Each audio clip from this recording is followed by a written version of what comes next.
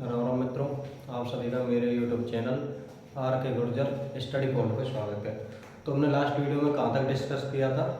तो मित्रों, मैंने आपको बताया था शायद जो महाराणा अमर सिंह थे, अमर सिंह के बारे में पढ़ाया था तथा उनके पुत्र महाराणा कर्ण सिंह के बारे में मैंने आपको बता दिया था कि कर्ण सिंह कैसे महाराणा अमर सिंह की मृत्यु के बाद राजा बनते हैं, जो कि 1620 से लेकर 1628 तक राजा रहते हैं तथा उनके द्वारा जो मुगल मेवाड़ संधि है उसमें उन्होंने अपने पिता को उकसाया तथा संधि करवाई गई। और मैंने बताया था उन्होंने कई स्थापत्य कला के नमूने बनाए, जैसे कि कर्ण विलास उन्होंने पूर्ण करवाया। कर्ण विलास के बाद उन्होंने जो कि जगमंदिर है, जगमंदिर के का निर्माण शुरू किया। जगमंदिर के निर्माण कार्य उनका पुत्र पूर्ण करता है, उनका पुत्र जगत सिंह करता है। तो कर्ण सिंह के बारे में मैंने बता दिया था। 1628 में उनकी मृत्यु हो गई थी, 1628 में मृत्यु हो गई। तो उनके बाद अगला शासक कौन बनता है? जगत सिंह। ये देख लेते हैं, जगत सिंह प्रथम।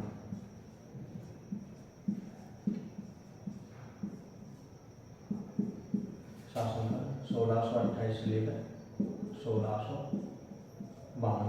जगत सिंह प्रथम। जगत सिंह प्रथम के बारे में जानते हैं मित्रों।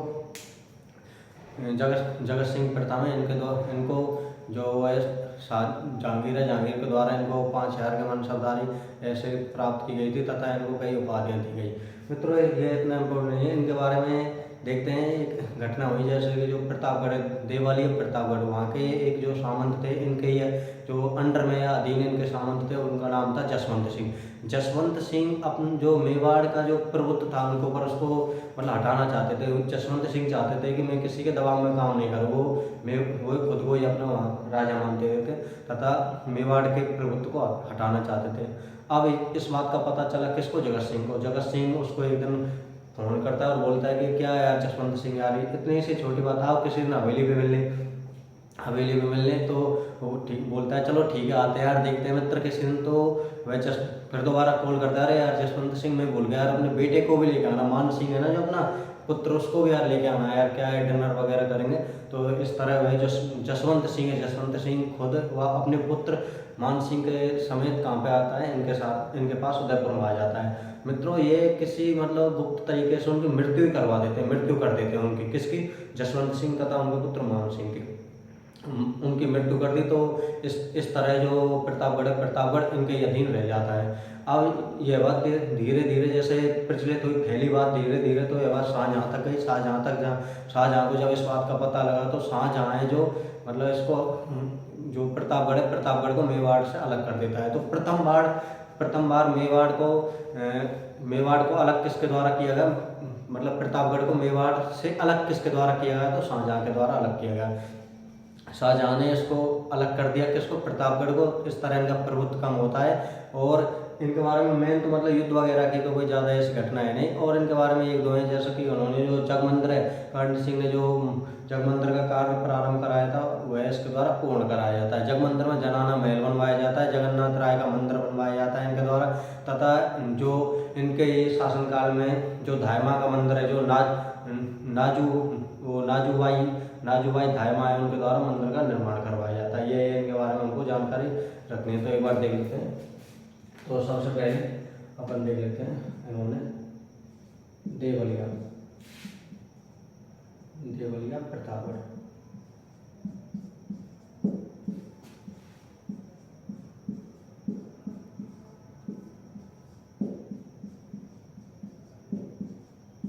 सामंत जसवंत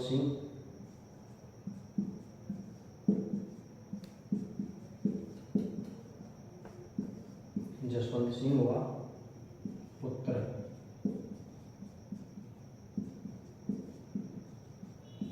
मान सिंह को मार डाला। इनके द्वारा जसवंत सिंह और उनके पुत्र मान सिंह को मार डाला तथा शाहजहाँ के द्वारा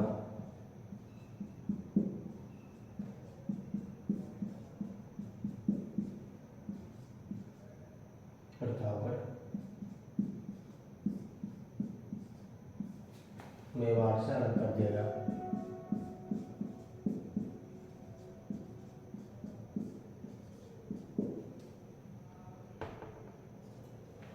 अलग कर दिया गया किसके द्वारा? शाहजहां के द्वारा प्रतापगढ़ मेवाड़ से अलग कर देगा। आगे देखते हैं इनके द्वारा जगमंदिर का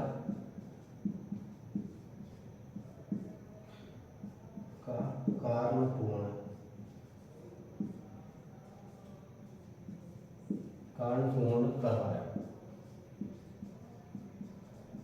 शुरुआत किसके समय हुई थी? कर्ण सिंह के समय। ठीक है, इसमें इन्होंने जनाना महल का निर्माण, जनाना महल,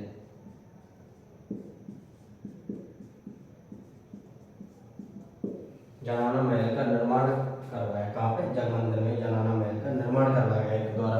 आगे हम देखते हैं और इनके द्वारा जनाना महल का निर्माण करवा दिया गया तथा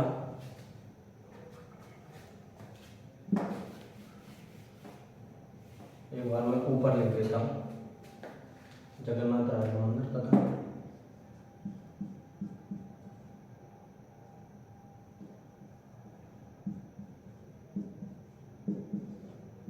जगन्नाथ राय का मंदिर,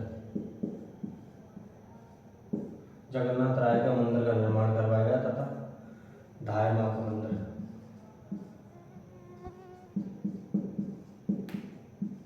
इनके शासनकाल में। किसके द्वारा? नाजूभाई, नाजूभाई।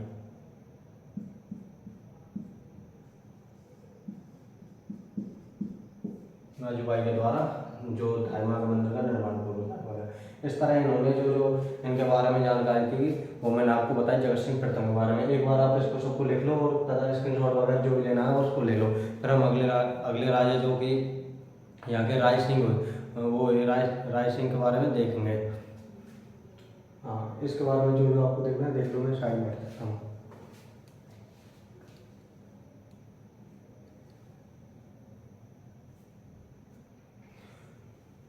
तो अपन अगले राजा राय सिंह के बारे में प्रारंभ करेंगे। राय सिंह के बारे में जो एक एक बात है उसको सभी को देखते हैं।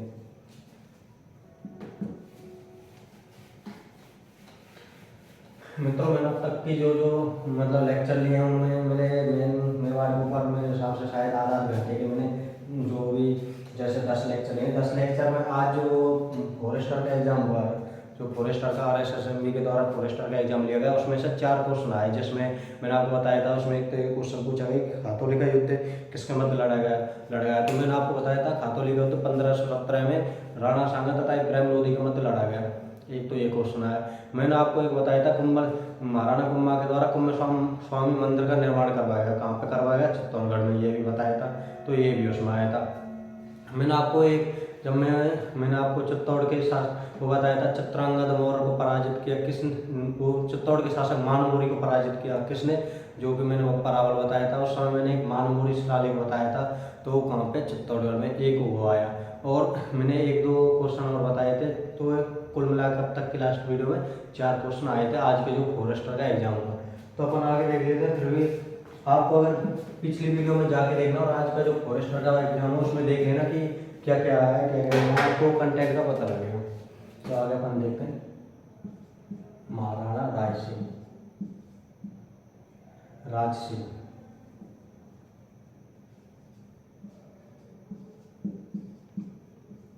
महाराणा राज सिंह का शासन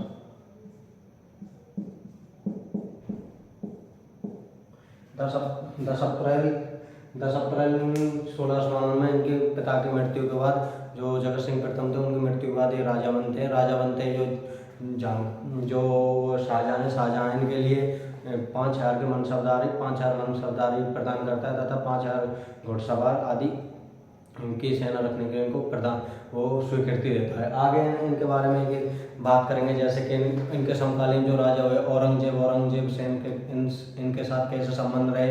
औरंगजेब के साथ जो युद्ध हुआ, जैसे कि कई बातों को लेकर किशनगढ़ की राजकुमारी चारुमती को लेकर इनके मध्य युद्ध हुआ, उसकी मैं आपको जो लव स्टोरी है वो आदि बताऊँगा। एक जो आपने सुना होगा जो वो है मतलब हाड़ा वंश की जो रानी है सैलकवर, उनके बारे में भी बताऊंगा कि वो जो कविता है, सेना ने मांगे निशानी वीर छत्रानी काट दे दियो निशानी, सिर काट के निशानी देती है, उसके बारे में भी आपको इस वीडियो में बताऊंगा। तो सबसे पहले अपन राज सिंह के बारे में देखते हैं।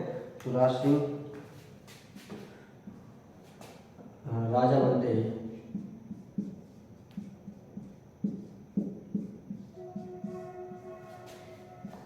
इनको शाहजहां द्वारा 5,000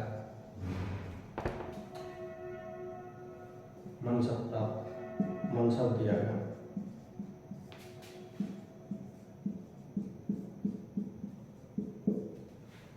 किसके द्वारा? राज सिंह के द्वारा, तथा इनके द्वारा वो किएगा।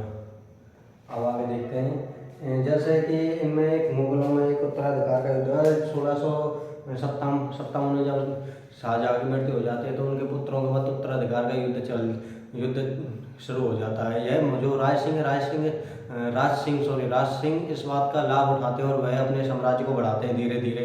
जैसे ही उनमें उत्तराधिकार का युद्ध होता है तो ये अपने राज्य को बढ़ाना चाहते हैं, परंतु जब तक जो शाहजहां जिंदा था, शाहजहां ऐसे ही जो 30,000 जैसे ही अपना राज्य बढ़ा रहा है तो उसको रोकने के लिए 30,000 सैनिकों के साथ सादुल्ला खां को कहाँ भेजता है? मेवाड़ का आक्रमण करने के लिए भेजता है और उनके जो उनके दुर्गों को जीत रहे थे इनके आक्रमण को कम करता है राज सिंह को। बाद में जो उत्तराधिकार का युद्ध होता है, उत्तराधिकार के युद्ध में औरंगजेब इनको लेटर लिखता है राज सिंह को कि यार आप मेरी हेल्प करो, मैं आपको बाद में काफी लाभ पहुंचाऊंगा। इस तरह लेटर वगैरह रखता है और बोलता है कि आप अपनी सेना दक्षिण भारत की ओर ले जाओ। परंतु यह अपनी कूटनीति से, अपने दिमाग से काम लेते हैं और बोलते हैं कि यार मैं तो अपने कार्यों में व्यस्त हूँ। इन्होंने एक दौड़ चलाई थी जिसको टीका दौड़ बोलते हैं। टीका दौड़ में ऐसा होता है कि अपने राज्य का विस्तार किया जाता है। जहाँ जहाँ अपने जो घोड़ा जाता है वहाँ जैसे अश्वमेध यज्ञ होता है उसमें घोड़ा जाता है और वो क्षेत्र उसका हो जाता है। ऐसे ही टीका दौड़ के बहाने इन्होंने बात को टाल दिया तथा औरंगजेब की सहायता नहीं की। बाद में औरंगजेब राजा बन जाता है। औरंगजेब के द्वारा इनका मनसब भी बढ़ा दिया जाता है। मनसब कितना बढ़ा दिया जाता है? मैंने आपको बताया शाहजहां ने इनको कितने का मनसब दिया था? तो 5,000 का। औरंगजेब कितने का देगा? 6,000 का मनसब देगा। औरंगजेब इनसे काफी प्रभावित है, पर बाद में इनकी लड़ाई हो जाती है। लड़ाई किसको लेकर हुई है? किशनगढ़ की राजकुमारी हुई चारुमती को लेकर इनके मध्य लड़ाई हो गई। मित्रों, बात है जो 1669 ईस्वी के जो किशनगढ़ की राजकुमारी चारुमती वो एक दिन जाते हैं मार्केट की तरफ। मार्केट में जो अपन जैसे फोटो वाले होते हैं ना, फोटो इनके पास जाते हैं और बोलते हैं, वहाँ एक अम्मा बैठे होते हैं। अम्मा को बोलते कि अम्मा अच्छे लड़कों के फोटो दिखा दे, राजा महाराजाओं के उस समय के अच्छे उनके फोटो दिखा तो मेरे लिए, मुझे वर पसंद करना है। अम्मा दिखाती है कोई जैसा आज बॉडी बिल्डर है, कोई भी कैसे ऐसे काफ़ी उनको फोटो दिखाती हैं। वो बोलते हैं तो सबसे पहले आज जैसा अपन देखते हैं कि कोई रैंक वगैरह है या कोई अच्छी पोस्ट पे उसके दिखाएंगे। तो ऐसा उस समय सबसे मतलब एक तरीके से बोलें तो भारत का जो केंद्र था दिल्ली था। दिल्ली के राजा कौन थे? तो मुगल थे। मुगलों में राजा कौन बना हुआ था? औरंगजेब। तो सबसे पहले औरंगजेब की दिखाती कि ये देखो ये औरंगजेब है, आजकल यही सबसे ट्रेंड में चल रहा है, तो उनको फोटो दिखाते हैं। चारुमती लेते हैं औरंगजेब के फोटो को फाड़ देती है। अब अम्मा का हो गया दिमाग खराब कि यार इतने बड़े महाराजा का, इतने बड़े सुल्तान का फोटो इसने कैसे फाड़ दिया, यार ये कैसे हो गया। और अम्मा को बात पची नहीं। अम्मा ये बात कहाँ तक पहुँचा देती है? औरंगजेब तक। धीरे धीरे बात औरंगजेब तक पहुँचे। औरंगजेब का हो गया दिमाग खराब, उसने यार 2 ड्रिंक मारने के बाद बोला उन्होंने अब तो मुझे विवाह किससे करना है? चारुमती से करना है। उसी की अब तो मतलब ठुकरा के मेरा प्यार मेरा इंतकाम देखेगी, अब तो बस यही करना है, चारुमती से बदला लेना है। अब मित्रों, प्यार ठुकराया है तो कुछ ना कुछ बदला लेगा। औरंगजेब क्या करता है? औरंगजेब किशनगढ़ पर आक्रमण करने को बोलता है, परंतु जो किशनगढ़ का जो राजकुमार है चारुमती का भाई मान सिंह, वह पहले ही अपनी बहन की शादी कराने की बोल देता है। किससे? औरंगजेब से। अब औरंगजेब हुआ मन में प्रसन्न, बोला अब तो यहीं पर आने के बाद उसको देखते हैं, उसकी जो भी करनी है उससे बदला यहीं पे लेंगे। परंतु बाद में जो चारुमती नहीं चाहती कि मेरा विवाह किसी मुस्लिम के साथ हो। चारुमती हिंदू कुल से बिलोंग करते हैं तो वो चाहते हैं कि मेरा विवाह हिंदू से हो। अब चारुमती लेटर लिखती है, लव लेटर। किसके लिए लिखती है? तो मित्रों राज सिंह के लिए लिखेगी। उस समय जो मेवाड़ी राजस्थान में सबसे जो महत्वपूर्ण वंश है उसमें भी सबसे जो मेन राजा बने हुए कौन है? राज सिंह के पास आता है लव लेटर। और राज सिंह हुए भैया नए नौजवान छिछोरे, तो लेटर आते ही बस उनको उस लेटर आ गया तो मन में प्रसन्नता हुई, आए हाय कि अब आज तो किसी का प्रपोजल आ गया। और उन्होंने जैसे पढ़ा कि मैं चारुमती किशनगढ़ की राजकुमारी आपसे प्रेम करती हूँ और मेरा विवाह मेरे भाई मान सिंह ने किसके साथ तय कर दिया, औरंगजेब के साथ तय कर दिया, परंतु मैं विवाह किसके साथ करना चाहता हूँ, आपके साथ। तो उसने कहा यार ऐसा मौका कहाँ आएगा। उन्होंने कहा बिल्कुल हम टेंशन मतलब चारुमती जी हम 2 मिनट में आ रहे हैं। बिल्कुल इस तरह अपनी सेना को तैयार करता है और बोलता है बिना औरंगजेब की परवाह किए बगैर उसको हाँ बोलता है। वो बोल देता है कि डर देखता है कि यार डीपी तो अच्छी है, चारुमती की सुंदर आ रही है, और उसको देखते और ऊपर से एक मतलब जो सम्मान की भी बात आ गई थी। सम्मान की बात कैसे आ गई कि कोई महिला गुहार कर रही कि मैं मुस्लिम के साथ व्यवहार नहीं करना चाहती, बस किसके साथ करना चाहती हूँ, हिंदू के साथ। तो इस तरह वो शादी भी करनी थी। और डीपी वगैरह देखते हैं, डीपी में वही है स्नैपचैट वाली फोटो है, देखते ही राज सिंह हो गए फिदा, और इस तरह वो एक्सेप्ट कर लेते हैं, बोलते हैं कि मैं आ रहा हूँ टेंशन मत लो। अब जो इनका सरदार है, मैंने आपको बताया था इनके ठिकाने थे कि कहीं, तो मुख्य ठिकाना कौन सा था, सलम्बर। सलम्बर के सरदार कौन है, उनके सरदार है रतन सिंह। रतन सिंह की नई नई शादी हुई है, नई शादी हुई है तो उनकी नई पत्नी आई है। पत्नी जो आगे अपना सिर काट के देती है। नया नया विवाह हुआ है मित्रों। जो राज सिंह की तरफ से जो रतन सिंह के लिए लेटर आता है कि यार ऐसे ऐसे मैं विवाह करने जा रहा हूँ, औरंगजेब के विरुद्ध में युद्ध हो सकता है, आपको औरंगजेब की सेना रोकनी है कब तक, जब तक कि मेरे फेरे नहीं हो जाएं। और इस तरह उनके पास लेटर आता है। मैंने आपको बताया था कि सेना के 2 भाग होते हैं, हरावल दस्तावल। हरावल भाग का नेतृत्व कौन करते हैं, चुंडावल। इस हरावल भाग को लेकर युद्ध भी हुआ था, ऊंटेला का जो युद्ध हुआ था उसमें मैंने आपको बताया था। तो हरावल भाग का कौन करते हैं, चुंडावल। सेना को रोकने, औरंगजेब की सेना को रोकने की जिम्मेदारी किसकी है मित्रों, तो ये हो गई चुंडावतों के।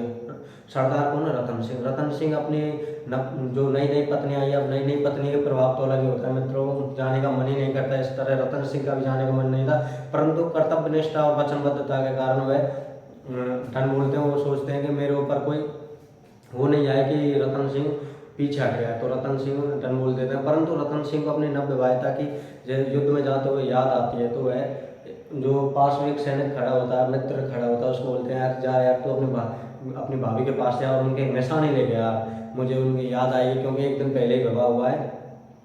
तो वह जो उनका सैनिक जाता है किसके पास, जो रानी है शैलकमल, उसके पास जाता है। तो वहाँ पे जाने के बाद उनसे वह निशानी मांगता है। तो जो रानी है हाड़ी रानी सोचती है अगर इनको आज जैसे अब प्रेजेंट में याद आ रही है, अगर यह याद इनको युद्ध में आ गई तो युद्ध का निर्णय, युद्ध का जो परिणाम कुछ अलग हो सकता है। तो वह इस तरह घबरा जाती है और वह सोचते हैं कि राजा को मेरी याद न सताए, इसलिए वह परमानेंट निशानी देती हैं। तो इसके बारे में एक कहावत है कि सेनानी मांगे निशानी, वीर छत्रानी काट दे दी उस, मतलब वो सेनानी मांगे निशानी, छत्रानी काट दे दी उस निशानी। कुछ ऐसी इनके बारे में कविता बताई गई है कि जो सेनानी है वह निशानी मांगता है, और जो वीर छत्राणी है वह अपने सिर को काट के निशानी के रूप में देती है। और जो थाल होता है, थाल में उनकी उसको रख के किसके समक्ष पहुंचाती है, रतन सिंह के समक्ष।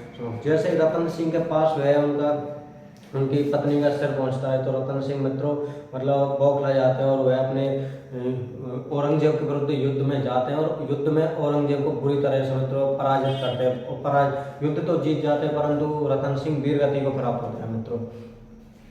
इस तरह यह तो हो गई चारुमती के विवाह की जो भी कहानी है। एक और आगे बात मिलती है कि अब एक तो ये हो गई औरंगजेब के विरुद्ध इसका ये परिणाम था, मतलब इसको लेकर विरोध था, किसको, चारुमती को लेकर। दूसरा विरोध क्या हुआ, औरंगजेब ने जजिया कर लगा दिया। मतलब जजिया कर कब लगाया, तो 1679 ईस्वी में औरंगजेब के द्वारा 2 अप्रैल 1679 को औरंगजेब के द्वारा पुनः जजिया कर लगा दिया गया। जजिया कर क्या होता है, तो जजिया कर हिंदुओं पर लगाया जाता है, हिंदुओं पर धार्मिक कर है कि हिंदू कहीं भी कोई किसी मंत्र वगैरह जाएंगे या कोई यात्रा करेंगे तो उनको टैक्स देना पड़ेगा। इस तरह औरंगजेब के द्वारा लगा दिया जाता है। और औरंगजेब के द्वारा एक फरमान जारी किया जाता है कि जितने भी मतलब उनके अंडर में जो भी आसपास के एरिया उसमें मंदिर हैं जितने भी, तथा हिंदुओं के धार्मिक स्थल सभी को तोड़वा दिया जाए। राज सिंह को यह बात पसंद नहीं थी। राज सिंह ने बिना फ्यूचर की परवाह किए वगैरह उसको चेतावनी दे डाली और उसका समक्ष मतलब मुकाबला किया। इस तरह 2 परिणाम हो गए इनके। इन्होंने राज सिंह ने कई बार उनको परेशान किया और एंड में जो राज सिंह की 1680 में मृत्यु हो जाती है। ये तो इनके हो रहे हैं। अब राज सिंह के द्वारा कई निर्माण कार्य किए जाते हैं, जैसे कि राज सिंह के द्वारा जो गोमती नदी है, गोमती नदी के पानी को रोक के यहाँ पे राजसमंद झील का निर्माण करवाया जाता है। राजसमंद झील है, राजसमंद झील के निर्माण में जब उनका उद्घाटन हुआ था, उद्घाटन के समय 40,000 लोग एकत्र हुए। तो सोचो उस समय 40,000 लोग झील को देखने के लिए आ रहे हैं, तो एक बड़ी बात। और मित्रों झील में 1.5 करोड़ रुपए का खर्च आया था उस समय। इसके बारे में अब जो जो मैंने आपको बताया एक एक करके लिख लेते हैं मित्रों।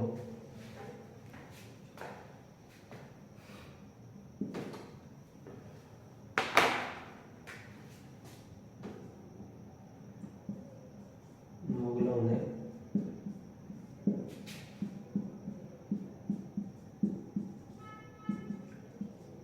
सादुल्ला खान को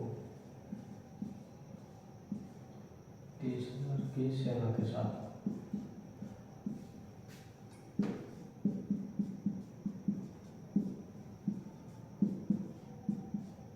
मेवाड़ भेजा तथा मेवाड़ भेजा। और मेवाड़ में गया कई इनके जो मेवाड़ के राजाओं के ठिकाने उन पे अपना अधिकार कर लेता है और 15 दिन रुकने के बाद पुनः चला जाता है। तथा 15 दिन रुकने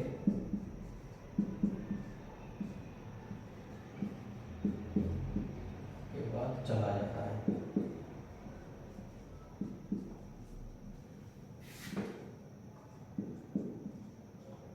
औरंगजेब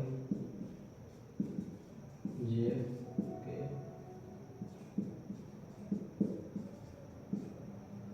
राजा बनते ही इसको 6,000 का मनसब 6,000 का मनसब दिया जाता है। कितने कितने का मनसब दिया जाता है मतलब 6,000 का मनसब। ये लिखो, इसके आगे मैं आपको इसको मिटाने वाला हूँ, देख लो एक बार। स्क्रीनशॉट वगैरह जो भी लेना है ले लो। आगे देखते हैं अपन।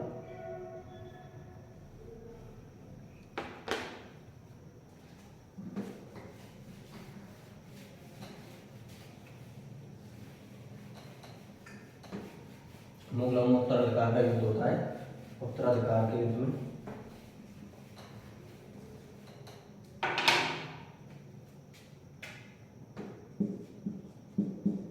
सितंबर 1657 को मुगल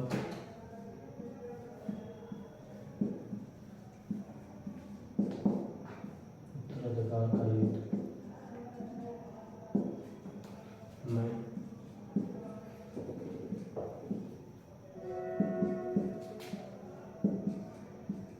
औरंगजेब द्वारा सहायता मांगी गई जाती है।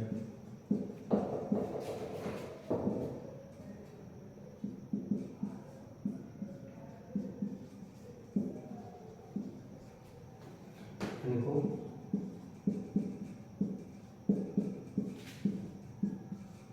दक्षिण में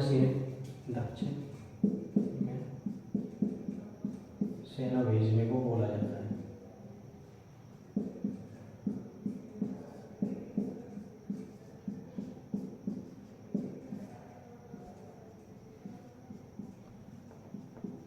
सेना भेजने को बोला जाता है। तथा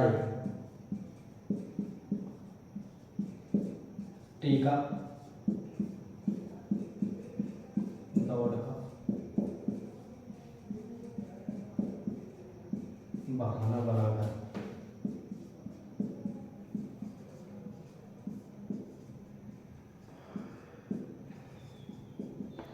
बात को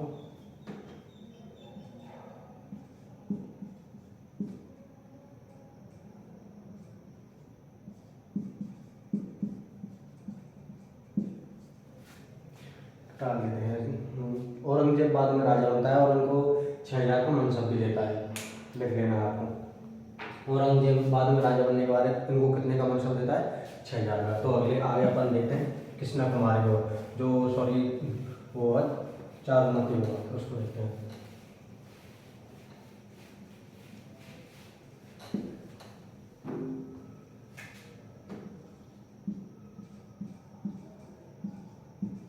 चारुमती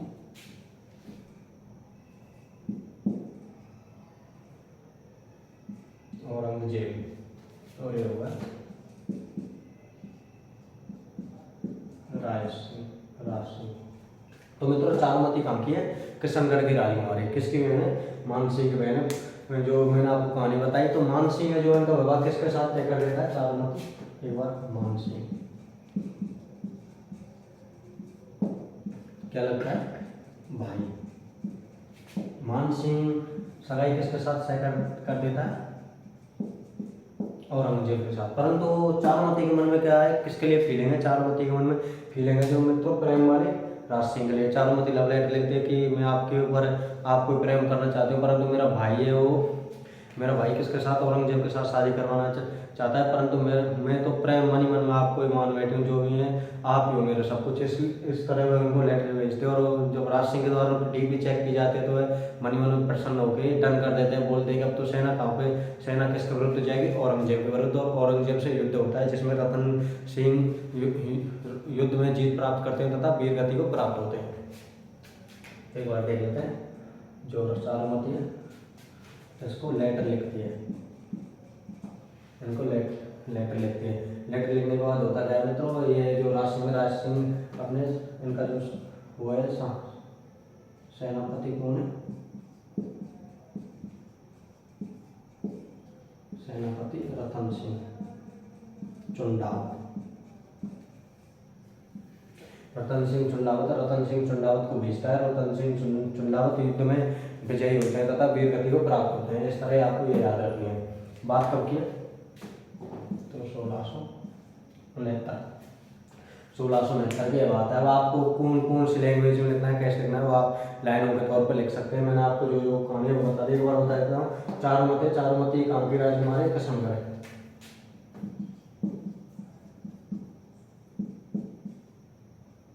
चारुमती किशनगढ़ की राजकुमारी। इसके भाई का नाम मानसिंह है। मानसिंह है जो अपनी बहन चारुमती का विवाह औरंगजेब के साथ तय कर देता है, परंतु चारुमती चाहती है कि मैं चारुमती के सिर्फ मुस्लिम से विवाह नहीं करना चाहती हूँ। वह इस तरह लेटर लिखते राज सिंह को। राज सिंह है वो तुरंत डीपी वगैरह चेक करते हैं, उनको डन करता है और अपनी सेना रतन सिंह के नेतृत्व में भेज देता है औरंगजेब के विरुद्ध। और औरंगजेब की हार होती है तथा जो रतन सिंह युद्ध में लड़ते हुए मारे जाते हैं। इनकी जो हाड़ी रानी इनको अपना सर काट के इनको निशानी भेंट करती है और अपनी जो उसकी पतिव्रता तथा कर्तव्य निष्ठा का परिचय देती है इनके लिए। और अपनी जो वो नहीं चाहती कि मेरी वजह से जो मेवाड़ का गौरव नीचे हो, गौरव गिरे, इस तरह वो अपने उसका परिचय देते हो। तो आगे हम इनके बारे में देखते हैं।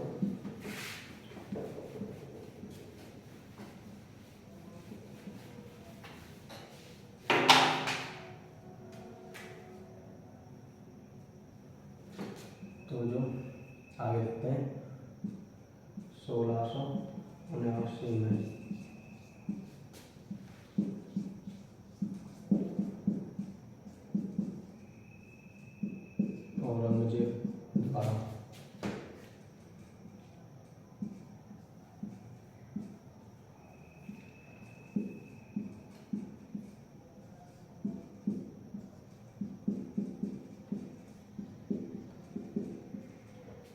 औरंगजेब द्वारा जजिया कर लगाएगा जिसका विरोध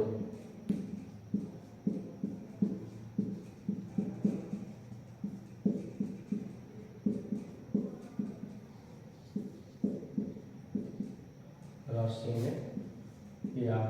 मैंने आपको बताया था जो संधि हुई थी मुगल मेवाड़ संधि में चित्तौड़ दुर्ग की मरम्मत नहीं करवाने का वचन दिया गया था। तो वह इस तरह परंतु यह राज सिंह के द्वारा अपनी मतलब वीरता का परिचय दिया जाता है और चित्तौड़ दुर्ग का उसका मरम्मत करवाई जाती है। राज सिंह ने इसका विरोध किया और चित्तौड़गढ़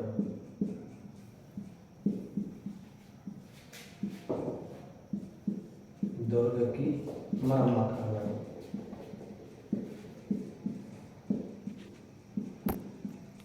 और जो मुगल दरबार में जो इनके राजकुमार वगैरह जैसे जो रहते थे उनको राज सिंह ने अपने जो पुत्र थे मुगल दरबार में थे उनको वापस बुला लिया और अपनी नाराजगी प्रदर्शित की। इस तरह जो आगे इनके बारे में देखने को मिलता है। एक बार अपन इनके बारे में जो वो जानकारी इनके स्थापत्य कला के बारे में वो देख लेते हैं हमें जो जानकारी है।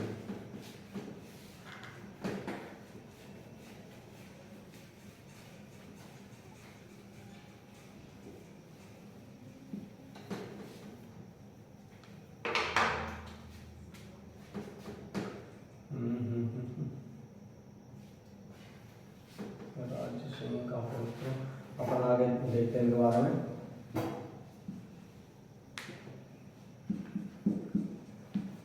गोमती नदी के पानी को रोककर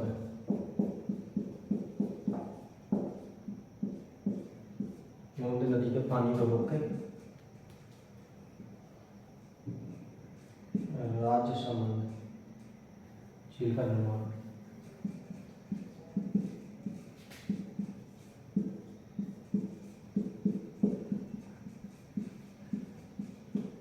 राजसमंद झील का निर्माण करवाया जाता है, जिसको देखने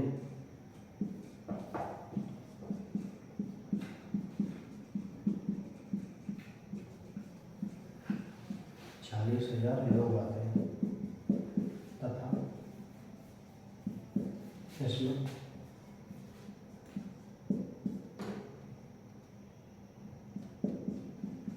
1.5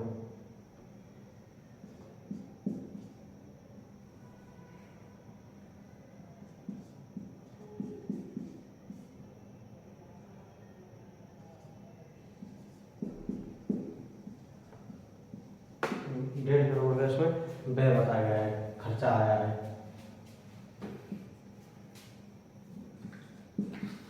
इसी के किनारे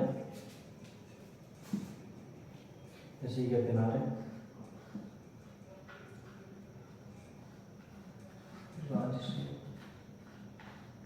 इसी के किनारे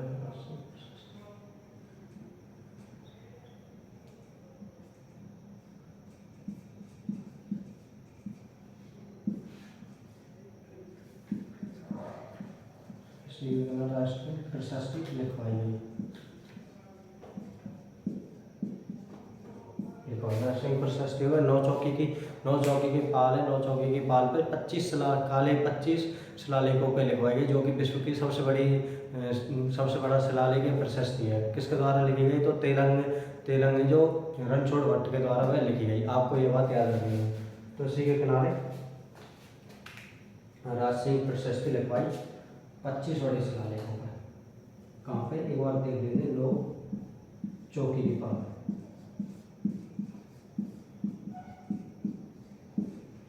9 चौकी की पाल पर 25 शिलालेखों पर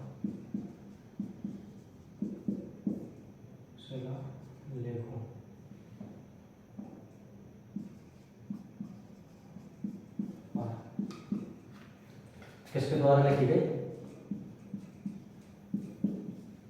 रणछोड़ भट्ट के द्वारा लिखी गई। ये विश्व की सबसे बड़ी प्रशस्ति है। विश्व की सबसे बड़ी प्रशस्ति किसके द्वारा लिखी गई? रणछोड़ भट्ट के द्वारा। कहाँ पे लिखी गई? जो राजसमंद झील है उसी के किनारे 9 चौकी के पाल को 25 बड़े शिलालेखों पर संस्कृत में लिखी गई। एक बार देख लेंगे किसमें लिखी गई? भट्ट द्वारा संस्कृत में। आपको ये बात याद रखनी है।